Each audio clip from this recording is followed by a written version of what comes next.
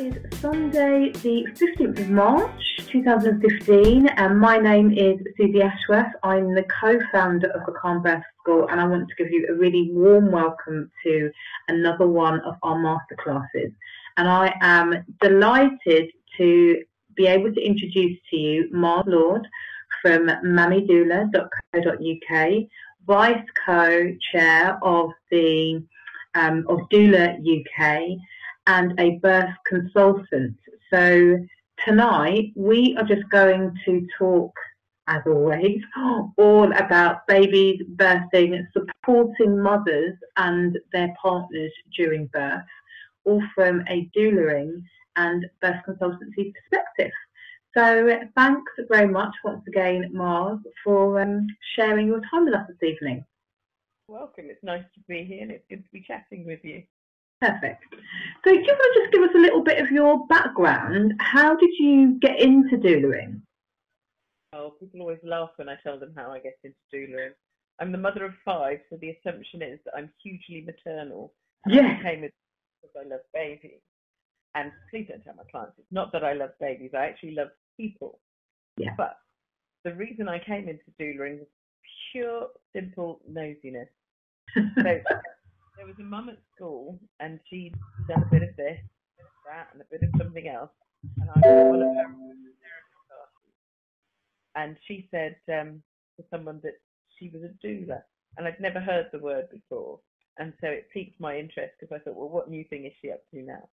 And she explained what a doula was, and I thought, oh, hang on. I was at the birth of my niece.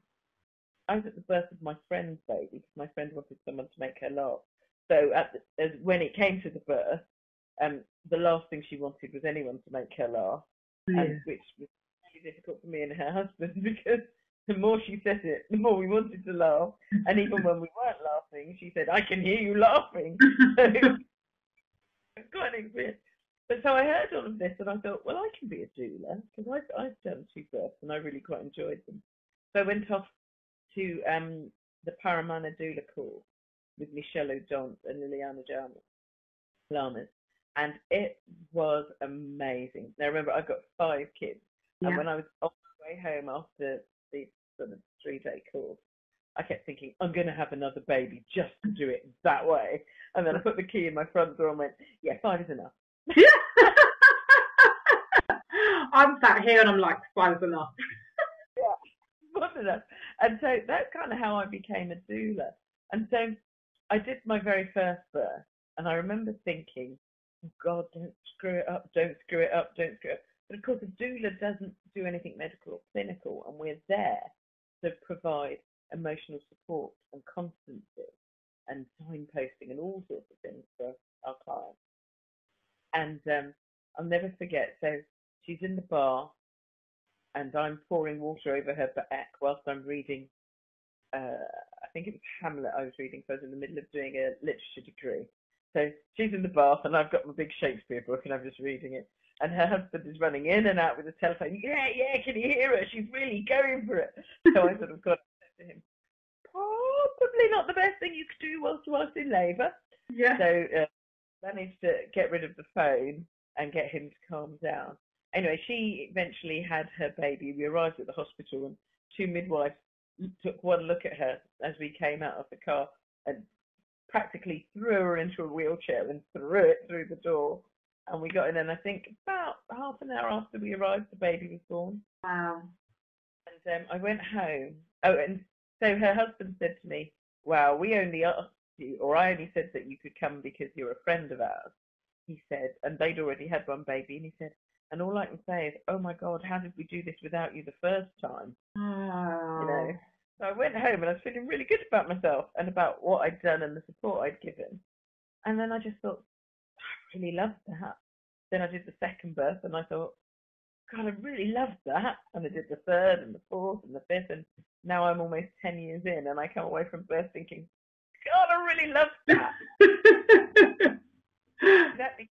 I was a doula and I am a doula and I just absolutely love it. I used to tell people that I didn't know what I wanted to be when I grew up, and then I became a doula and I knew. Oh, that's so lovely. It was just goosebumps just listening to your passion for the role that you get to play in so many births now. Can I ask you, what was it about the doula training? Obviously, you've had 5 children, like you said, and so you would have thought that you would have walked in there kind of feeling a bit cocky, like, I know my stuff. Yeah, I'm getting down, I know this. What was it about that training that what insight did it give you? How did you realise it could have been different, your experiences? Well, what Michelle and Liliana talked about was about the whole physiology of birth, how the body works, how a woman works when she's in labour. Michelle talked about the closing off of the neocortex, the thinking part of your brain, and a woman going down into herself, into her primal instinctual self, and allowing her body to do what her body should do to birth a baby. Because don't forget, we've birthed babies since the dawn of time. Yeah. And, and I remember with my birth, now I didn't have a lot of knowledge about birth when I had my baby. And considering I had 5, I remember when I was in labour with my third, I wasn't sure I was in labour. And I remember saying to the midwife, 3 babies in, and I'm kind of not sure. Yeah. And Michelle talked about the need to, one of the things that he said to us as doulas, one of the ways that I practice all the time is he said, this isn't your birth, why are you trying to do things? So different doulas do different things, different doulas come in different ways, and they think, well, I'm going to do this, I'm going to do that, I'm going to show her the other. And Michelle's words just keep floating through my head. And he said, why are you doing? She birthed her baby. And I think it's one of the reasons why one of my bugbears is hearing that a midwife has delivered hundreds of babies, because unless she arrives with a big basket with cellophane and a bow with a baby inside and hands it over, the midwife is a catcher of babies. Yeah. And I really feel that talking about babies that have been delivered disempowers women. Yeah. Because it takes birth away from them. She has birthed this baby. And this is stuff that was grounded in me from Michelle O'Donnell. And we talked about the use of our hormones and the way that we move and the way that we want to move. And I found that when I had my actual baby, I was told this is what I would do, this is the position I would be in, these were the drugs that I would take, this is how long it would take to get my baby up. I had no knowledge, so I went along with the school. My first born, he was an emergency caesarean. Back in 1990, they had a sort of blanket policy that women were induced at 40 weeks and 4 days. Now, I'd started labour, but was at the very, very, very beginnings of labour. But of course, I rushed into hospital, like, oh my God, contractions are starting. And the midwife said to me, well, you're due to be induced today anyway. And I remember having a pretty brutal vaginal exam. She literally sort of shoved her fingers up, told me I was moaning for nothing because I was only half a centimetre, and then said, anyway, we're going to induce you, so, and wallop, up went a pessary as well. And then I sat, and I remember crying on the ward, and then this other midwife asking me what was wrong, and I said, oh, it's nothing. I've been told that I can't really be in pain yet, so I'm just, and she said, well, is it hurting? I said, yes, a lot. And they ended up taking me down into the delivery suite, and the same midwife that had initially met me came down with me, and she said, well, you won't manage, you'll need an epidural. So she's the midwife, she knew. I took an epidural, and his heart rate tanked, and suddenly I had an emergency caesarean and a whole lot of blood. But that wasn't why I became a doula, because I know what happened in each of my births and how different each of my births were. And they've never affected my practice, because all I remember is Michelle saying, but what is it to do with you? This isn't about you. This isn't your experience. This is her experience. Mm-hmm. But what I've learnt about my own birth, I've learnt because of the births that I supported. Mm-hmm. And realised. And so Michelle's words, I think they spoke to me before I knew what they were saying. And they were talking about trusting your body, going with your instinct, allowing yourself to be. allowing the fact that you don't want it to be bright, you don't want to hear conversation, that you want to switch off from the world and go into yourself and birth your baby. And so I think that's what resonated with me really, really clearly. So that by the time I got home, you know, putting the key in the door, I had a moment where I had a real sense of loss, because none of the 4 births that I had, because the last 2 are twins, but none of the 4 births that I had been anything like what he'd said, with the exception of the last bit of my 3rd baby, where I had a beautiful Jamaican midwife who told me that doctors don't know how to birth babies, and if I just trusted her and relaxed, my baby would shoot out. And she did, and she turned to me and she said, well, you should have done that one at home. You know, but that was the only time I had anything close to what Michelle talked about when he talked about the natural maternal expulsion reflex, when he talked about the oxytocin building, when he talked about the need for privacy and for just moving with yourself and basically inhabiting yourself and allowing your body to birth your baby. So I hadn't had any of those things. So that was what I had wanted, but didn't know I wanted until I heard about it. It's so interesting, because I think that as hypnobirthing practitioners, everything that you're talking about is the information that we share with our clients during their pregnancy, talking to them about how they can manage their environment so they have got privacy, how, you know, they can engage their partner, who can speak to their care providers in a way that allows them to feel, you know, maintain a sense of control and kind of minimise.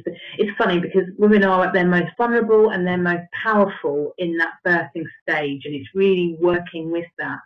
But for first-time mums who you just don't know what you don't know, and it's so interesting to hear you say it wasn't just having one baby, because quite often we get second-time mums who've had a very difficult experience first time round and they just want something different. It's so interesting to hear you say, I had 5 children, and it wasn't until I went to a doula training that I had any idea of the things I didn't know, which is, really immense. So talk to me about what doulas do. I've seen kind of a few articles around recently that have really resonated with me, and touching upon that whole, you're not delivering a child, because that's, you know, from a medical perspective, that's not what you're there to do anyway. And we take on board what you say, that midwives don't deliver children anyway, they catch them. But what do you do as a doula? When I talk to my mother about it, she thinks it's hilarious that I get paid to do nothing. Because that's what I tell most of my clients. I said, ideally, in your birth, I will do nothing but be there. Personally, I think that 90% of a doula's work is done in the antenatal session, from the time that she meets the parents, the mum and the father, the mum and the partner. And that's when I talk to them about their hopes and their fears and what it is they want. For the first time, as like you said before, this is a journey they've never been on before. So they don't know where it goes. So they kind of need a bit of a map. They know, I think I remember just before my first was born, in the week running up to labour, I suddenly thought, oh my God, how does it get out? I kind of know it comes out of a hole. How the hell does that happen? Yeah.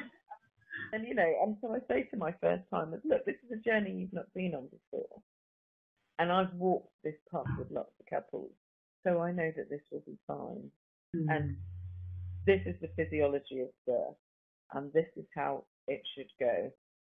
And this is what we're hoping for you. With my second timers, they're also scared of the journey because they've done it before. Yeah. And for a large number of them, they've had a traumatic birth experience. Now, some people will hear this and they'll say, well, you know, mine wasn't traumatic. It was horrible. It wasn't traumatic. Yeah. I think we take the word trauma and we decide it has to be this major thing, Yeah. when actually traumatic is something that shocks you in your core, something that's knocked you off balance. So it can be, in the eyes of the world, it can be a small trauma, but for you it's a large trauma. Because our births stay with us for our entire lives. I spend a huge amount of time at postnatal visits debriefing grandmothers. Yeah. Not even the mother that's just had the baby, but her mother who's trying because to it comes back. Yeah. The trigger of the grandchild brings it all back. Absolutely. And it's why when women get together, if they've got children, at some point they will talk about their birth stories, because they're constantly debriefing them, etc. And there's a lot of trauma within them. So what I do antenatally is talk to them, okay, this is how the journey is kind of going to look. But this is your journey, and I don't know what your body's going to do. And I can't say to you, we'll do A, B, C, D, and E, and the baby will come. Totally. I don't know how you'll respond in the circumstance. I don't know how your healthcare professionals and attendants will be during your birth. I don't know what might come up out of nowhere. What I can promise you is that I will help you make informed decisions. So where you have informed consent, not where you give up your rights to do something because some doctor or midwife says, well, if you don't do this, you'll have a dead baby. But women who are making decisions because they know the risks on either side of the decision that they're making, and they make it. I tell my clients that my aim is to get them a good birth. A good birth can be in a field with a choir and poppies and flowers and birds, and a good birth can also be a completely medicalised caesarean in a brightly lit room, you know. But I think if a woman makes decisions for herself, then she'll be fine. I hesitate to use the word allowed. Ames has just got a fantastic book that's called Am I Allowed? Because we're constantly saying, well, you're not allowed to do this, you're not allowed to do that, perhaps you can do the other, or you mustn't do that. But so where a woman and her partner, they talk about their options, and I say to them all, the only time that you don't get the option is when midwives and doctors are pulling plugs and running your bed into theatre. Exactly. That is so rare. Yeah. Rare. Even the term emergency caesarean is a bit of a misnomer. Unplanned caesarean, much more. Absolutely. Far more accurate and far more right. We don't know why you've got unplanned caesarean. But an emergency caesarean, which is called a crash caesarean, is the one where all bets are off. They're running you to theatre, and that baby will be out in 7 minutes. Yeah. You know, dad doesn't even have time, your partner doesn't even have time to go with you. They're too busy spinning in the room because this baby's got to be out and we haven't got time to be dealing with anything else. So if women make informed decisions as they go along, then they will have good birth. An informed decision will include where she wants to give birth, how she wants to give birth, what tools she wants to use. So, for example, you've got the, your calm method, helping women to just go into themselves, listen to themselves and listen to their bodies and take away the outside and take away the negative aspects of what contractions mean and go with contractions rather than against them. Yeah. So she made this decision that this is how she wants to birth her baby. And so for the vast majority of women, that's exactly how they will birth their baby. I then talk to them knowing that they want a good birth. I mean, who wouldn't want the birth in a field of, with a choir and flowers and everything? I say, okay, let's make 3 birth plans. Birth plans apparently is a dirty word at the moment. People use preferences. But you say tomato, and I encourage my ladies to make 3 plans. Plan A, the ideal plan. This is my field birth. This is my choir. Plan B, what happens when things don't go according to plan? Maybe I need to be in hospital. Maybe I need an instrumental birth. Maybe I need some augmentation to help with birth. But if you've got that, then at least you have some control, some idea of where you're going. And then plan C, which is the caesarean birth plan. How do you want your caesarean to go? Do you want a natural caesarean, gentle caesarean, as they're called?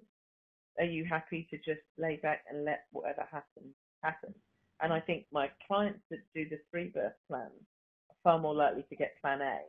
Because they let go of stresses and the worries about what might happen. Because they've made a contingency plan for what might happen. So now they can just relax and go with what they're going. So in those 2 sessions we spend, and sometimes 3, we spend a lot of time talking about how the body works, how she might like to be. I had a client some years ago. She was in the first 10 of my birth. I lost count now. And she said, Mars, I don't like squatting. I don't like squatting. I said, you don't have to squat. So she was a single mum, so I was her sole support in the labour, and I went with her to some birth preparation classes. And so she's in labour, and she's doing really well. And the midwife said to her, why don't you try squatting? It will really help. And I said, you're not keen on squatting. She said, no, the midwife said I should try squatting. And then pardon her language that I'm going to use, she started to squat. I fucking hate squatting! Why am I... All right, darling, let's just move you into another position. I say to my ladies, I don't know what you're going to like at the time. You've got some things you don't like, and you probably won't like them anymore in labour. Just because it works next door doesn't mean it'll work for you. My favourite question is, will you teach me how to breathe? And I say, well, if you're not doing all right, you're probably dead. Just go with yourself and listen to what your body tells you to do. I said, what I'll end up doing is reminding you to breathe. Yeah. I don't have to tell you a special way to breathe, because your body will get into the positions it wants to get into when you're able to move about freely, and you will breathe the way your body wants you to breathe. Yeah. And I've watched them and they're there, and you see them holding their breath as though they're trying to fight against what's happening. And then I just very gently say to them, breathe. Yeah. Okay. Yeah. They say. Yeah, and it's really interesting because we do teach breathing techniques, but it's more about reminding people how to relax. Because when we use that nice deep breathing, we open our bodies, which is exactly what we need to be doing when we're birthing. I've seen various statistics about if you have a doula in the room with you, you're 60% less likely to end up with a caesarean, 80% less likely to end up with a caesarean. I don't know which statistic is correct, but it makes a big bloody difference.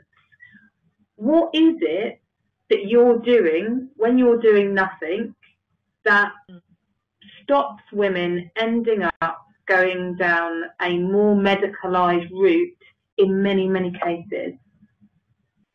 When they first discovered the official role of the doula, and the word doula is the mistranslation of the Greek, they wanted something that meant female caregiver. It actually means female slave or trusted servant. And to be honest, if I'm at a labour, I don't leave my client until she's had her baby. So essentially, I am her slave for that time. But they found that a woman with another woman with her, an experienced woman, tended to have shorter labours, needed less medical intervention, etc. And what it is, I think, is it's a very, very simple thing. It's about feeling safe. Mm-hmm. So I had, and most of the things I talk about come with a story from at least one of my clients. So I went to a doula film screening some years ago.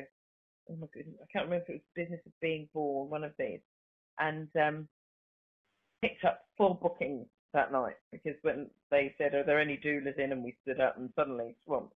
So one of these ladies, I arrived at her house. She was having a home birth, and she's on all fours, and she's just rocking in the dark, and I could see that things were really cracking on. And so I was sat doing as I told all my clients that I'll do, and I was sat just to the side, and I was reading my book, I won't tell people what I read. It's nothing calming or relaxing at all. I like my murder thrillers. I had a birth, and then he took the knife and breathe, darling. Yeah. And I remember I was reading, and I said to her, you know, if I'm sat reading, it's because you're doing fine. You don't need me to do anything. And then at one stage, her breathing changed. So I had my book open, but I was on alert for her. And at that moment, she looked up at me and she said, "Turn the bloody page." And at the end of the birth, she said to me, "Every time you turned the page, I knew I was doing okay. And when I felt really worried, I'd look and I'd see that you were still reading, so I felt okay." And I think that it's as simple as that. It's about feeling safe, knowing that someone's got your space. Yeah. You know, midwife is there and she's keeping an eye on all the medical things, keeping an eye on what's going on with the baby, etc. And as one of my clients said to me, "You're there for my headspace, my emotional space, to keep me safe from the things that I don't want, to remind me and my partner when to ask questions." And I think it's important in the middle of it all actually to state that the partner is so key. And I was going to often, say that. yeah, I often find that a lot of my work is done with the dad, with the partner, because I had one and she was having this beautiful birth in the birth centre, but there was meconium in the water, so she had to transfer to the labour ward. And we were on the labour ward, and on the labour ward it's all machines and monitors.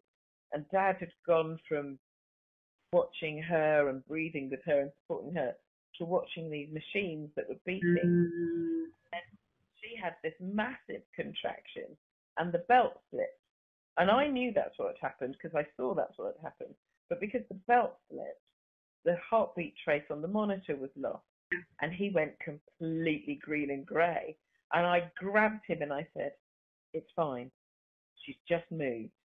It's fine." And he said to me afterwards, "Mars, I thought my whole life had gone right in front of me."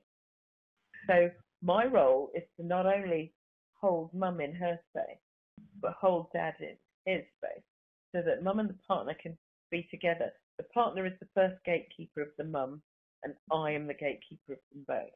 That's so lovely, and I think that's just really beautiful to hear it like that, because I think that when we talk about additional support for our women during birth, many times it comes up that they want it to be an intimate thing and they're worried that if they have another person in the room and it's going to spoil that intimacy, or if they're doing all this to support them, what's my partner going to do? Are they not going to feel inadequate?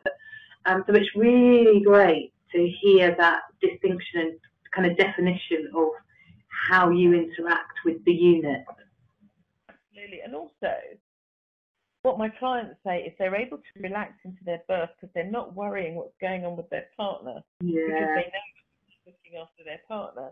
So I hand to his back and hold a glass of water and point at her, and he'll give her water because he's so focused in on it that he's forgotten that one of the things he needs to do is keep her hydrated and make sure she's eating.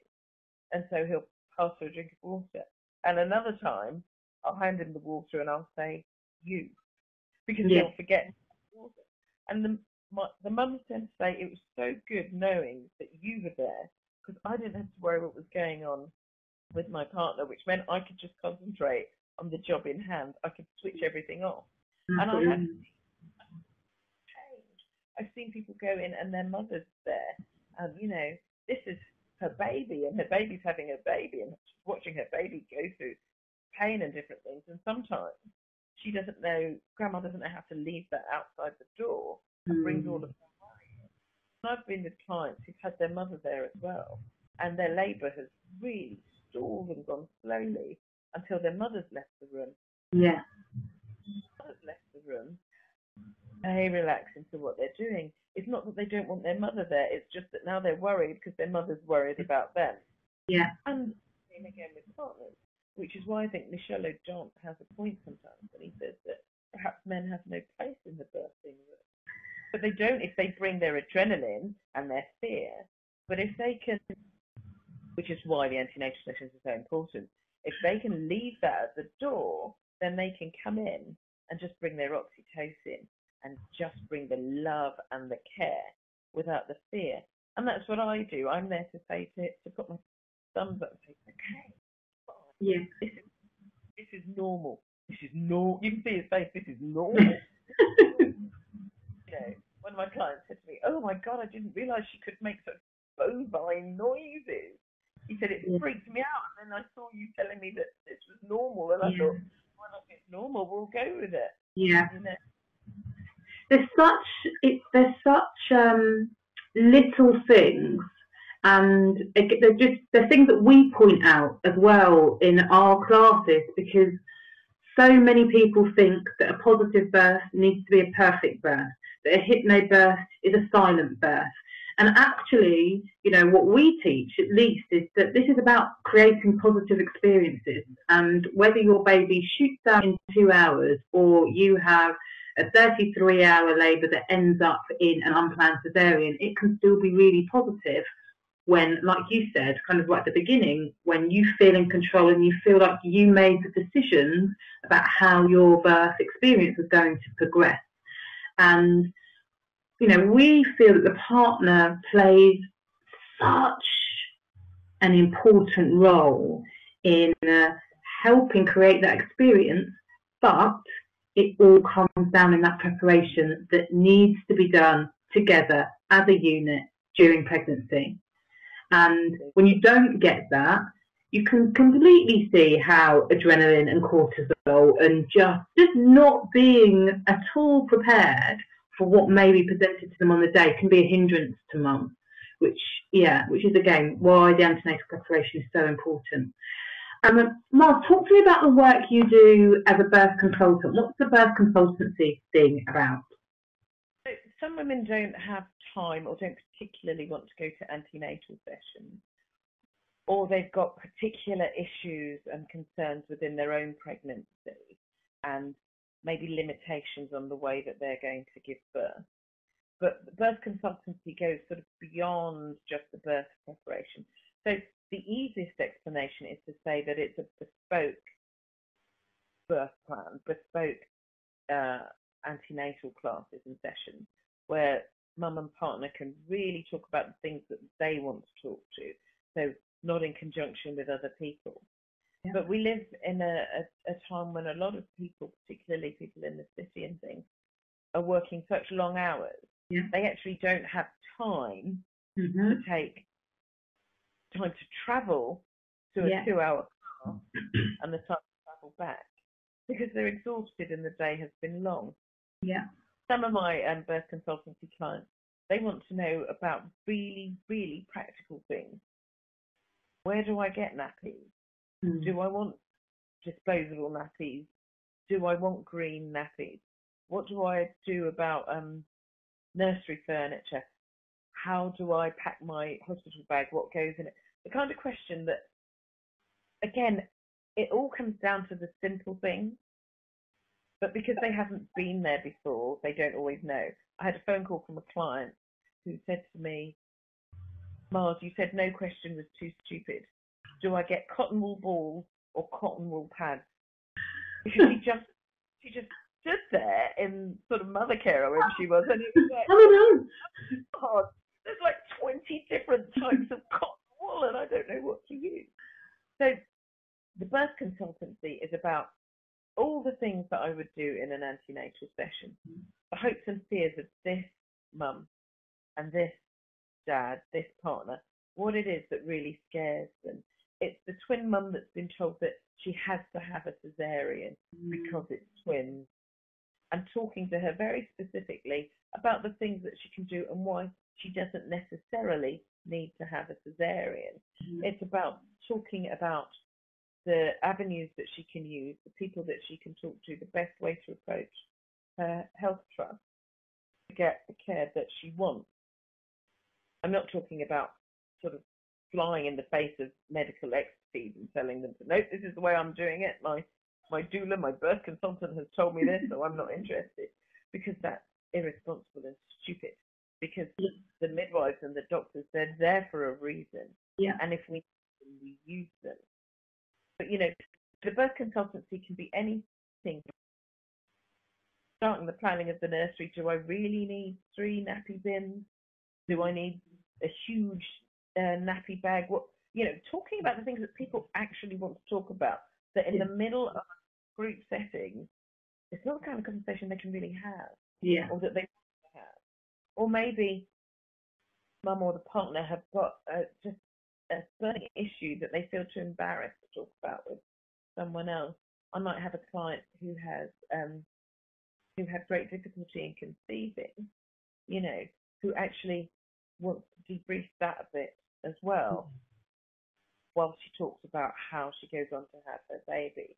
So it's quite a broad spectrum, and I can only tell you how it works if I'm telling you for you, because it's not going to work the same for you, Suzy, as it would for Mabel on the other side, because you've both got very individual wants and needs.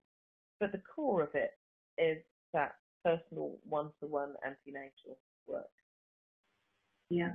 Okay. And you work with people across the country, internationally? Is it all via Skype? Telephone?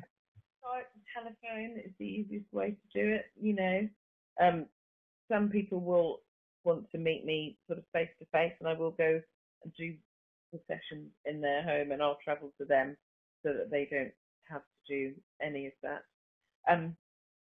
The one of the best ones I did was for a repeat client who had moved home to America and was talking about, the way things were working, how different it was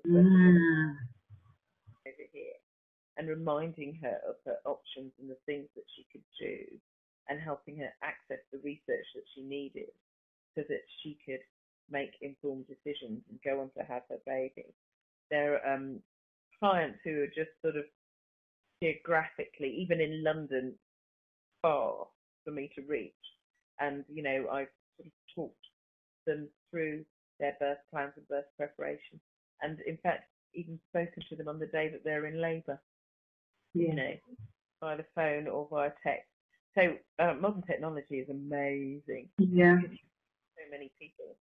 In fact, I had one client that liked my work so much that her and her husband, they had decided they were going to come to England for a few months and take a sabbatical, and they booked me from America, and they came over to England, and in the middle of their trip they had their son. Oh, fantastic. Yeah, amazing. Exciting one. I love that. So before we finish up, if you had some parting advice or any, I suppose parting advice for our ladies, whether it's first, second, third, however many children that they've got or about to have, about looking into doulas and why it would be of benefit to them, or maybe of benefit to them, what would you say? Think about what you want. There are very, very different types of doulas. I'm a very pragmatic, don't come with any tricks kind of doula. There are doulas that do Reiki, that do massage, that do acupuncture, etc., etc. If those are the things that you want, then those are the doulas that you're going to look to. I'd say talk to a few on the telephone.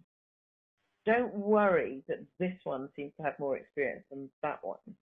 You're waiting for that click. So some people will see my website and think, oh yeah, you're the one I want, and then we'll talk, and there'll be a slight mismatch, and they want the doula that fits for them. So talk to a few doulas. Don't worry if you haven't got 100 million questions. On the Doula UK website, we've got some suggested questions for potential parents looking for doulas, etc., to read. I have to say, I see those and I start talking, and by the time I finish talking, they say, yeah, we think we've pretty much covered all of those. But talk to the doulas and see who works for you, and see who you feel like you could just be vulnerable with. And remember that ultimately, you're birthing this baby. So it doesn't matter how many bells and whistles she comes with. You're birthing this baby. If you feel that you'll be safe with her in the room with you, then she's the doula for you. Make sure that your partner is in on that initial interview, because we want everybody on the same page. That's brilliant. Thank you so much for your time, wisdom and insight. We really appreciate it. To find out more about Mars's work, please go and visit www.mummydoula.co.uk. And for anybody who is interested in hypnobirthing and finding out how that can assist you in creating a really calm and positive birth experience, then please visit our website, www.thecalmbirthschool.com/free hypnobirthing for three free video classes. So thank you so much for tuning in once again, and we look forward to speaking to you in another couple of weeks. Thank you. Bye.